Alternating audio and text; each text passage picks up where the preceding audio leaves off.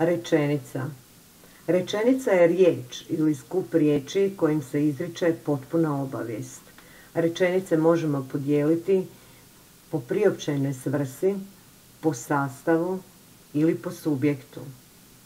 Rečenice se po priopćenoj svrsi dijele na upitne: možeš li mi pomoći? Usklične: pazi, vatra, i izjavne: danas je divan dan. Rečenice se po subjektu dijele na rečenice s izrečenim subjektom: Tea je otišla na posao. Na rečenice s neizrečenim subjektom: otišla je na posao. Na besubjektne rečenice: priča se o tom događaju.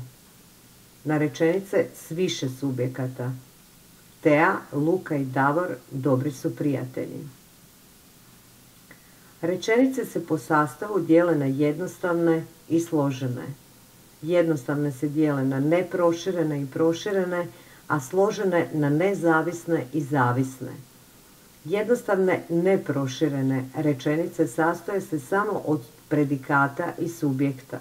Na primjer, Tea pjeva. Jednostavne proširene rečenice sastoje se od predikata, subjekta i dopuna predikatu i subjektu. Na primjer, djevojčica Tea pjeva u sobi. Složene se rečenice dijele na nezavisne i zavisne. Nezavisno složene rečenice su rečenični niz, sastavne, rastavne, suprotne, zaključne i isključne. Rečenični niz nastaje nizanjem s pomoću zareza. Tea pjeva, Luka sluša, Davor svira. Sastavne se rečenice povezuju veznicima i, pa, te, ni, niti. Doći ću i donijet ću ti sladoled. Rastavne se rečenice povezuju veznikom ili. Na primjer, ili ću učiti ili ću ići van. Suprotne se rečenice povezuju veznicima a, ali, nego, no, već. Na primjer, pomislio sam na tu djevojku, a ona je već otišla. Zaključne se rečenice povezuju veznicima dakle, zato i stoga. Na primjer, učim, dakle naučit ću. Isključne se rečenice povezuju veznicima samo što, jedino što i tek.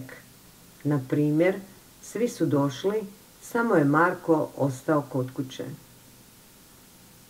Zavisno složene rečenice mogu imati običan redoslijed, mogu biti u inverziji ili mogu biti umetnute.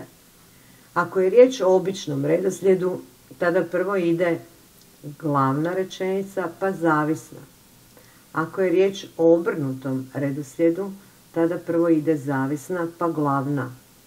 U umetnutom redoslijedu ide dio glavne pa zavisna i drugi dio glavne. Zavisno složene rečenice su subjektna: tko pjeva, zlo ne misli. Predikatne: djevojka je da ne može biti ljepša. Objektne: rekao je da me voli. Atributne: došla je djevojka koju sam očekivao. Mjesne: idem kamo me noge nose. Vremenske: kad sam te upoznao, dobio sam prijatelja. Načinske: podigne ruku kao da maše. Pogodbene: ako tako misliš, ja ću to prihvatiti. Rečenice nastaju nizanjem, povezivanjem i uvrštavanjem. Nizanjem nastaje s pomoću zareza rečenični niz.